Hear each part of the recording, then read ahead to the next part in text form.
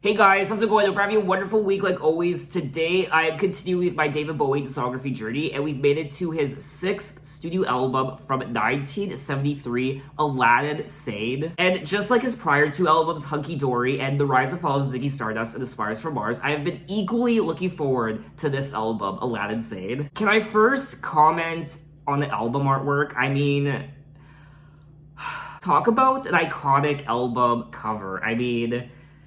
I'm speechless. I won't lie, I was tempted to replicate the Thunderbolt on my face for this video.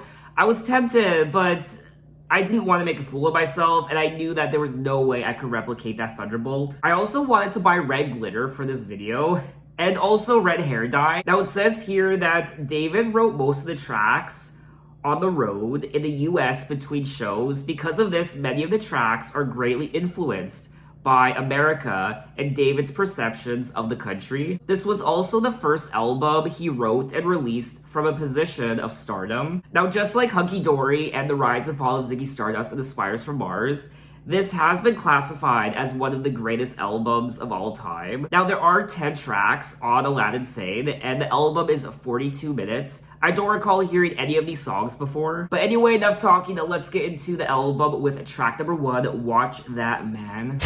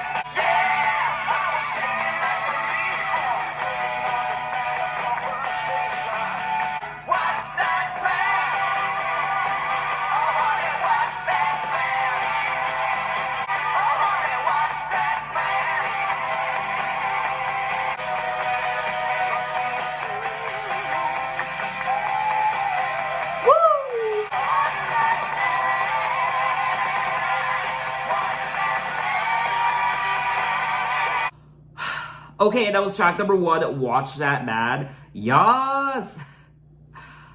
Obviously, you just saw for yourself, I was having a blast listening to this song. Definitely a party song. It puts you in that party mindset, and I'm already exhausted. Jesus. Of course, the production was a lot of fun, as was the lyrics. Shaky through a party that lasted all night. Everybody drank a lot of something nice. There was an old-fashioned band of married men looking up to me for encouragement. And then he goes on to say the ladies looked bad, but the music was sad. No one took their eyes off Lorraine. So it looks like David is at this party, and everyone is having a great time, drinking, and there are all these married men who are perhaps wanting to hook up with some of the females, and they are essentially looking up to David for encouragement, perhaps. So watch that man, watch David work his magic, perhaps. He talks like a jerk, but he could eat you with a fork and spoon. Watch that man. Or maybe it isn't about David, it's just about this man who is extremely confident, and the way he walks like a jerk, and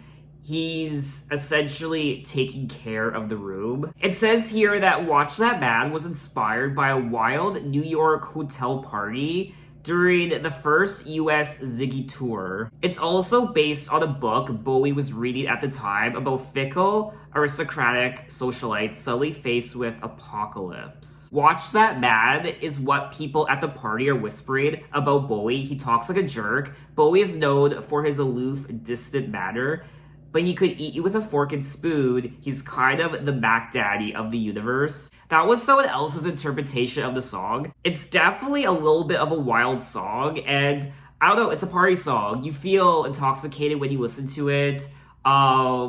And it's a good time. So let's move on to track number 2, Aladdin Sane.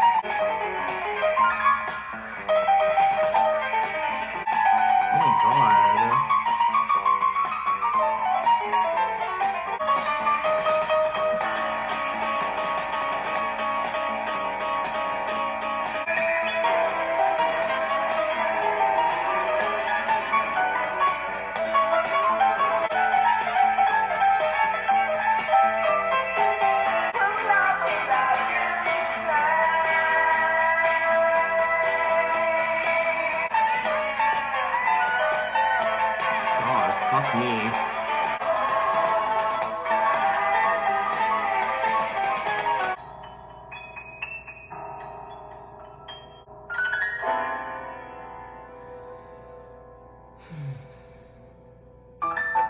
Oh. And that was track number 2, Aladdin Said. Oh my good god. That piano! What did I just listen to? Wow, I was not expecting that. An eargasm. I felt like I went on a trip. I felt like I don't know what happened there. Wow. I didn't know what to make of the song initially, the first minute or so. But then towards the middle, and then definitely towards the end, I ended up falling in love with this track. I need to know who played the piano on this track. Mike Garson. Okay. And not just the piano, but the horns as well, the saxophone, and I just loved the atmosphere of this track. Totally unexpected. I liked it. There is something quite experimental with this album compared to his prior album, The Rise and Fall of Ziggy Stardust. This album so far kind of reminds me of a drunken night, and you don't really know what to expect as the night progresses. Who will love Aladdin Sane, Battle Cries, and Champagne just in time for sunrise? Motor Sensational, Paris, or maybe Hell? Clutches of Sad Remains, waits for Aladdin Sane. An early variation of the song was Love Aladdin Vane, which Bowie dropped partly because of its drug connotations. And I don't know why there are dates in brackets. Aladdin Said, 1913, 1938, and 1970 ? The dates in parentheses referred to the years preceding World War I and World War II, with the third unknown date reflecting Bowie's belief in an impending World War III. In 1996, David played the song acoustically at Bridge School Benefit X and reflected that the song was about young people just before the two wars wanting to go and screw girls and kill foreigners. It also says that the track was inspired by the 1930 novel Vile Bodies. I still can't get over that piano solo. I mean, one of the most remarkable things I've ever listened to on an album. And I am not exaggerating when I say that. Maybe I'm overreacting, I don't know, but I have no words, honestly. I mean, with each album David Bowie puts out, he keeps surprising me. This is definitely one of those tracks I have to listen to over and over and over again just for that piano solo. I mean, dear God. But anyway, let's move on to track number 3, Drive-In Saturday. Let me put my arms around your head. Gee, it's hot. Let's go to bed. Perhaps the strange ones in the dome can lend us a book. We can read up alone. When people stand in Jacka's eyes and score like the video film, she'd sigh like Twig the Wonder Kid and turn her face away. It's a crash course for the ravers. It's a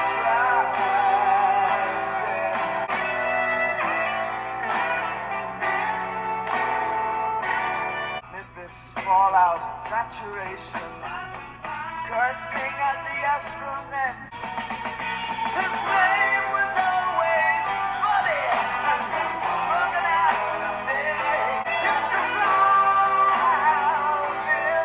Saturday, and she'd sigh like Twig the Wonder Kid, turn her face away. It's a driving Saturday, yeah. It's a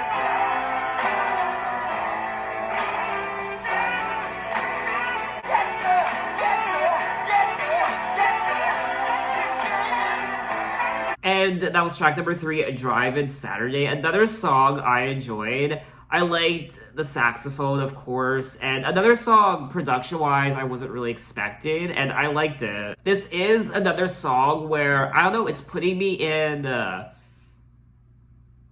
feel drunk. As I listen to this album, I don't know, it's putting me in a weekend, Friday night, Saturday night mood, I guess. This definitely isn't an album you play at 1:30 p.m. on a Monday. His name was always Buddy, and he'd shrug and ask her to stay. Then she'd sigh like Twig the Wonder Kid, and she'd turn her face away. She's uncertain if she likes him, but she knows she really loves him. It's a crash course for the ravers. It's a drive-in Saturday. Once again, I don't really know what he's singing about in this song, other than there's this girl and this guy, and she knows she really loves him, and it's a drive-in Saturday, so a drive-in movie perhaps. Now it says here that the song was heavily influenced by 1950s doo-wop. Oh, okay.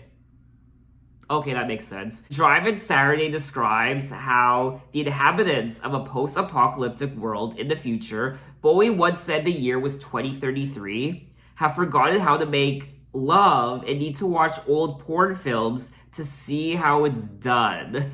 I mean, I could have been sitting here for 12 hours and I would never have figured that out. I will say we are 3 tracks into the album and I'm enjoying myself. I mean, David is always surprising me with his music with each album I listen to, and I'm enjoying this album. So let's move on to track number 4, Panic in Detroit.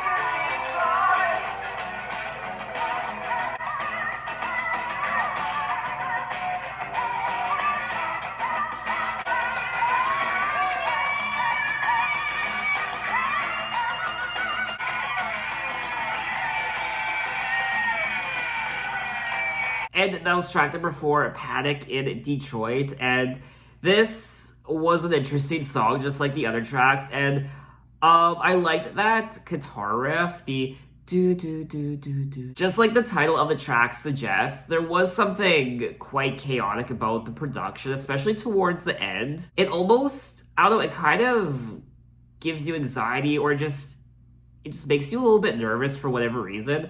And you could also hear I think it was a female vocalist, kept his gun in quiet seclusion, such a humble man, the only survivor of the National People's Gang, panic in Detroit, asked for an autograph, he wanted to stay home, I wish someone would phone, panic in Detroit. And then he goes on to say the police had warned of repercussions, they followed not too soon.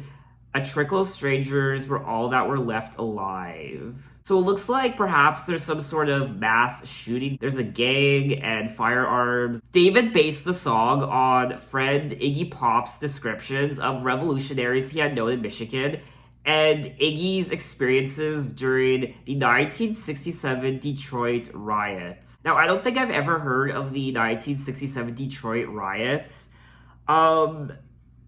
It is also known as the Detroit Rebellion and the 12th Street Riot. It was the bloodiest incident in the long, hot summer of 1967, composed mainly of confrontations between black residents and the Detroit Police Department. It began in the early morning hours of Sunday, July 23rd, 1967 in Detroit, Michigan. It exploded into one of the deadliest and most destructive riots in American history, lasting 5 days. I also don't know what the long, hot summer of 1967 was, and it refers to the 159 race riots that erupted across the United States in the summer of 1967. I had no idea. I did know about the civil rights movement from the 1950s and 60s in the United States, but I didn't know about these riots. The movement had its origins in the Reconstruction era during the late 19th century, after the Civil War. I really am interested in things like this, like the civil rights movement and even the Civil War itself and the Reconstruction period. Ever since I read Gone with the Wind a few years ago, it just really piqued my interest. So just knowing the backstory of this song, I have grown to appreciate it a lot more. And once again, I thought the production was great. It was wild. Like I said earlier, I don't know if I'm the only one, but it just made me feel nervous and anxious, and I would listen to it again, definitely. So let's move on to track number 5, Cracked Actor. I need a drink. Not the drink you're thinking. It's iced tea.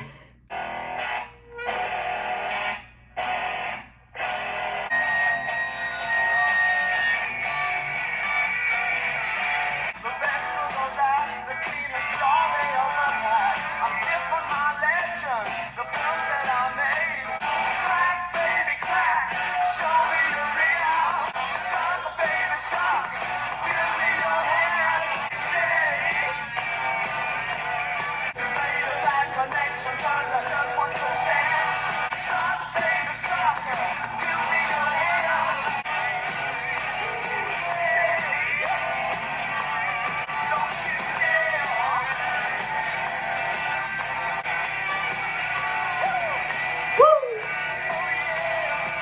And that was track number 5, Cracked Actor. This is a wild album. Definitely a little bit of a reckless album and rebellious, and I love it. I've come on a few years from my Hollywood highs. The best of the last, the cleanest star they ever had. I'm stiff on my legend, the films that I made.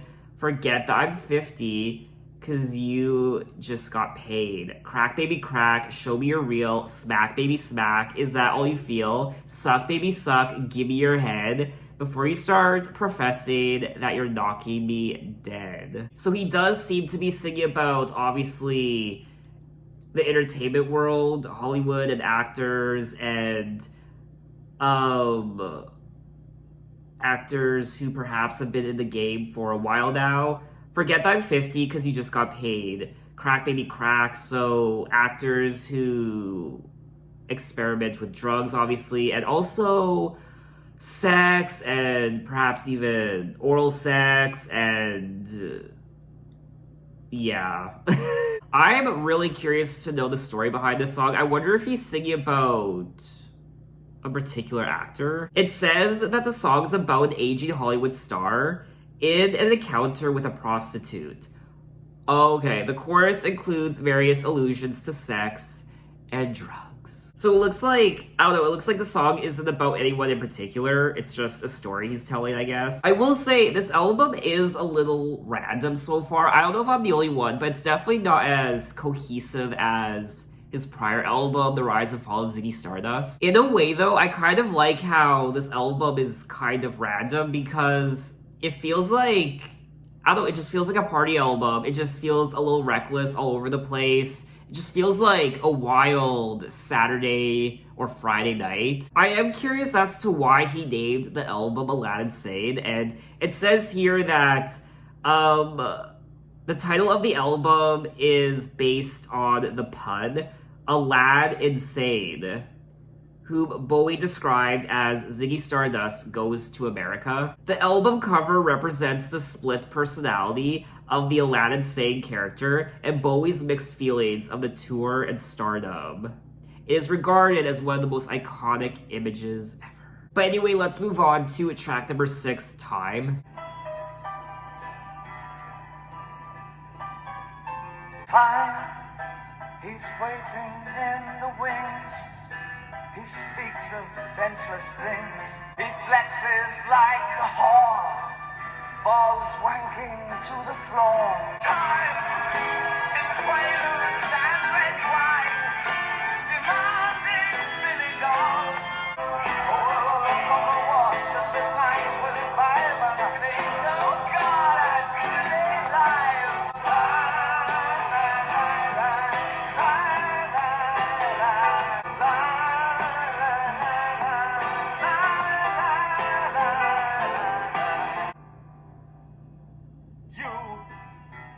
Another victim, you just scream with boredom.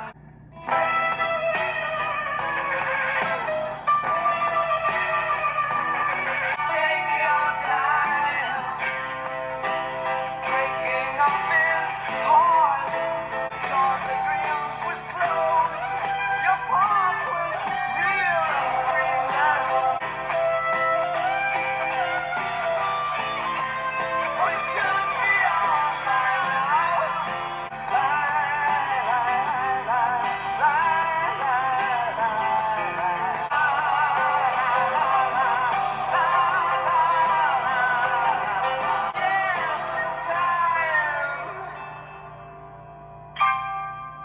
And that was track number 6, Time. Another great song that I quite enjoyed. And once again, I really liked the piano, and I love the piano on this album.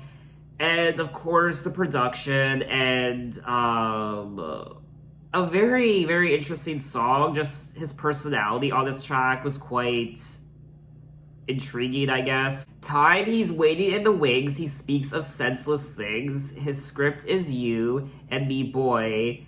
He flexes like a whore, falls wanking to the floor. His trick is you and me, boy. Time and quaaludes and red wine. I had so many dreams. I had so many breakthroughs. But you, my love, were kind. But love has left you dreamless. The door to dreams was closed. Huh. I mean, obviously he's singing about time and the passing of time and what it does to someone and people in general, relationships and love, and perhaps even the time that passes when you get drunk or high. So essentially, I just feel like the song is about how I mean, time just continuously goes on and on and on. Even as I do this video right here, I'm kind of moving towards my death, eventual death, and today will turn into tomorrow, tomorrow will turn into next week, and then next month, and then next year, and yeah, I think that's just essentially what the song's about, I guess. I have no idea. The song has been described as burlesque vamp and compared to cabaret music. Definitely a very dramatic song, even flamboyant, and it feels wrong to be sober as I listen to this album. I should not be listening to this album in broad daylight at I don't know, 2 p.m. on a Monday. So let's move on to track number 7, The Prettiest Star.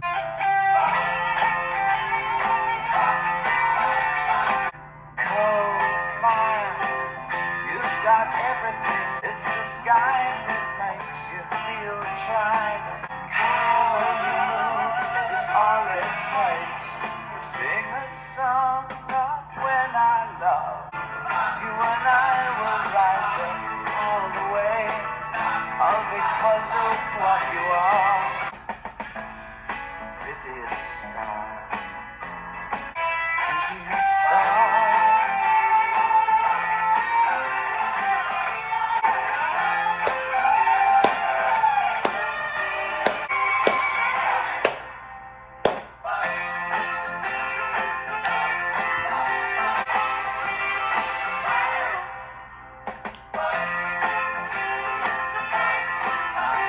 And that was track number 7, The Prettiest Star. And this was a fun song to listen to. I liked the backing vocals on this track, and I liked it. I will say I've enjoyed all of these songs so far.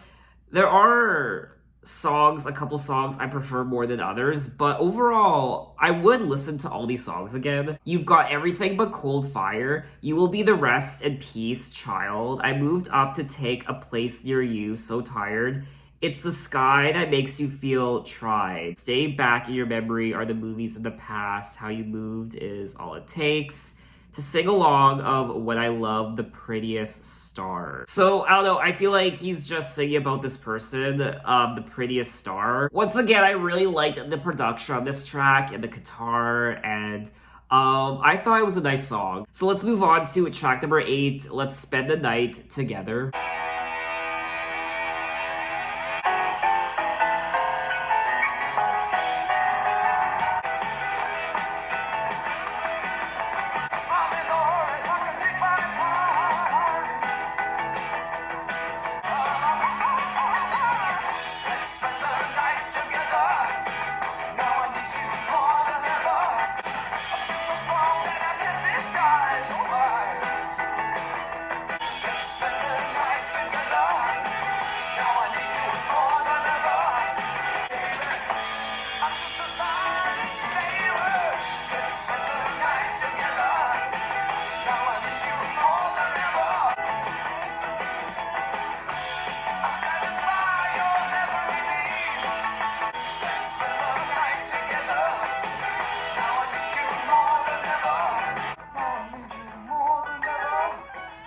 Spend the night together. Woo! Let's spend the night together. Let's spend the night together now. And that was track number 8, Let's Spend the Night Together. And I was definitely getting Elton John vibes from this track. Not just this track, but a lot of the other songs as well. The piano and just this piano player. I mean, he's so what's the word? He just attacks that piano. He really does. He makes love to the piano. Just the way it's so ferocious and so energetic, and I love it. My favorite part of the song was the production. It definitely got my body moving, but when it comes to the lyrics and the melody, I didn't find this track to be particularly interesting. It does seem to be quite overly simplistic when it comes to being a David Bowie song. Let's spend the night together, now I need you more than ever, let's spend the night together now. And then he goes on to say, I feel so strong that I can't disguise. Oh my, well, I just can't apologize. Don't hang me up, but don't let me down. We could have fun just by grooving around and around and around. I don't know, when it comes to David Bowie lyrics, these lyrics seem to be quite basic and ordinary. Now, I do feel bad for what I said, because it does say that the song was written by Keith Richards and Mick Jagger. Oops. And it looks like this song was a cover of the Rolling Stones song, Let's Spend the Night Together. So, okay, let me rephrase what I said about the lyrics. I think the lyrics are too simplistic and ordinary to be a David Bowie song. I'm just so used to crazy, cryptic, strange lyrics that this song just didn't seem right to me lyrically. I would listen to the song again. Maybe. For me, it's not one of the go-to tracks on the album. But anyway, let's move on to track number 9, the Gene Genie.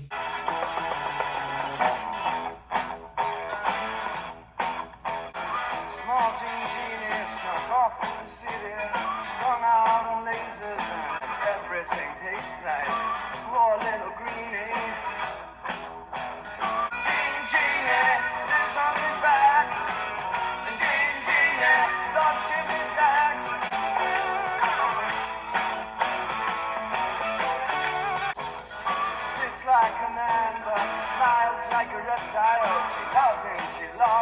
keeps all your dead hair for making up underwear.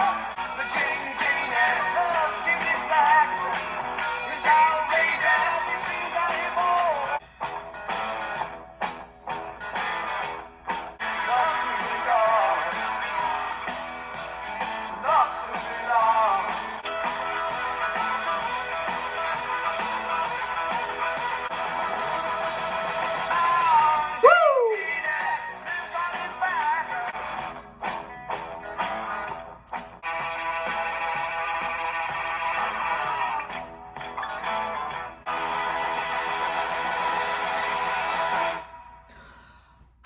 And that was track number 9, the Gene Genie. And this was a fun song to listen to. Once again, I was jamming to the production. I really liked the lyrics as well. Gene Genie, let yourself go. Gene Genie lives on his back. The Gene Genie. I don't know who this Gene Genie is. Gene Genie, Gene. Try saying that 10 times in a row. Gene Genie, Gene Genie, Gene. I can't do it. Gene Genie, Gene Genie. I can't do it. Sits like a man, but smiles like a reptile. She loves him. She loves him, but just for a short while. He bites on the neon and sleeps in the capsule. Loves to be loved. So maybe he's singing about hookers, prostitutes, this Gene Genie, this guy who is involved with this girl. I don't know if she's a prostitute or I honestly have no idea. And then he goes on to say, he says he's a beautician and sells you nutrition. It keeps all your dead hair for making up underwear. Who is this person, honest to God? According to David, the song is a smorgasbord of imagined Americana, with a protagonist inspired by Iggy Pop, and the title being an allusion to author Gene Genie. It also says that the song was also inspired by Cyrenda Fox, who apparently was a sometime groupie and ex-wife of both David Johansen and Steven Tyler. This was another entertaining song on the album, and I would definitely listen to it again. So we have come to the end of the album at track number 10, Lady Gritting Soul.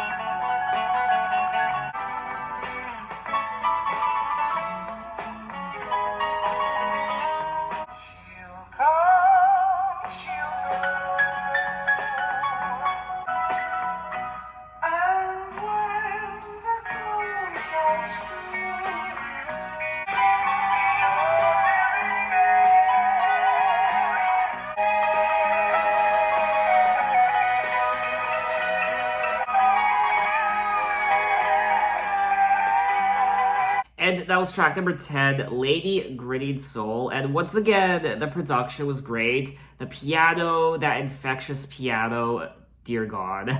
Touch the fullness of her breast, feel the love of her caress. She will be your living end. She'll come, she'll go. She'll lay belief on you, but he will stake her life on you. He also says, skin sweet with musky odor, the lady from another gritting soul, cologne she wears, silver and American, she'll drive a beetle car and beat you down at cool canasta. It says here that the inspiration for the song was the first meeting with American soul singer Claudia Lanier in 1972. In 2016, after Bowie's death, An interview with Lanier revealed that Bowie called her in 2014 and told her the song had been written about her. So that was all 10 tracks of Aladdin Sane by David Bowie, and once again, the man is surprising me with his music.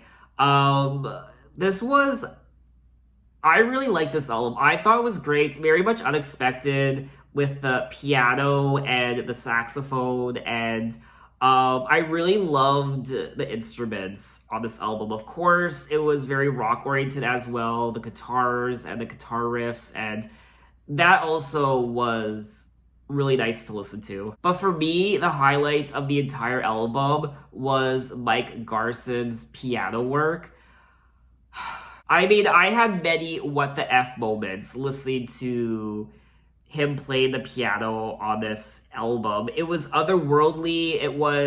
He was just aggressively attacking that piano with such grace and talent, and it was honestly mesmerizing. There was also some doo-wop inspirations on this album and some jazz as well, which very much was unexpected for me. This album really is a wild ride. It's like a wild Saturday night or a wild weekend, and it definitely is a little bit of a party album, and it just made me dance and made me feel good. I liked his personality on this album and his vocals. I think this album is a worthy continuation of his prior album, The Rise and Fall of Ziggy Stardust. Now, as to which album I prefer more, The Rise and Fall of Ziggy Stardust or this one, Aladdin Sane, I would probably choose The Rise and Fall of Ziggy Stardust, but I definitely almost enjoyed this album just as much as Ziggy Stardust. I generally liked all the songs on the album. Of course, there are songs I prefer more than others, but I would gladly listen to all these songs again. I think my only disappointment on the album, now I don't know if I'm the only one, but my only disappointment on the album was track number 8, Let's Spend the Night Together. I don't know, maybe a lot of you like that track, and I'm sorry if you do, but it just didn't really grab me. You can definitely tell that David was inspired by America when he was writing this album. And just like quite a few of his other albums I've listened to already, this definitely isn't an album you play in broad daylight. It needs to be dark. This is definitely a nighttime album. And when discussing the album in the 1990s, David said it was almost like a treading water album, but funny enough, in retrospect, for me, it's the more successful album because it's more informed about rock and roll than Ziggy was. And once again, I enjoyed the stories of the song and his lyrics. They are quite bizarre and strange and cryptic and fun. So I think that's all I wanted to say on the album. And of course, I feel like there's more I could say about it. And I just know after recording this video, there will be a couple things that I know I just should have said in this video. I'll be like, damn, I should have said it, but I think I'm gonna leave it there. So what did you guys think of the album and what are your impressions? Maybe this is your favorite David Bowie album of all time. Tell me why. And in my next David Bowie video, we will be moving on to his 7th studio album from 1973. So he put out 2 albums in 1 year called Pin-Ups. And from my understanding, this is a covers album. And I'm gonna be honest with you, I'm not the biggest fan of covers albums. And that goes for any artist. I never typically get super excited when I'm about to listen to a covers album. But nevertheless, I'm still in ways looking forward to it because it is David Bowie. But anyway, thanks for watching, guys. You can find me on Instagram, you can find me on Twitter, you can message me, you can say, hey, how are you? And I will see you next time. Take care.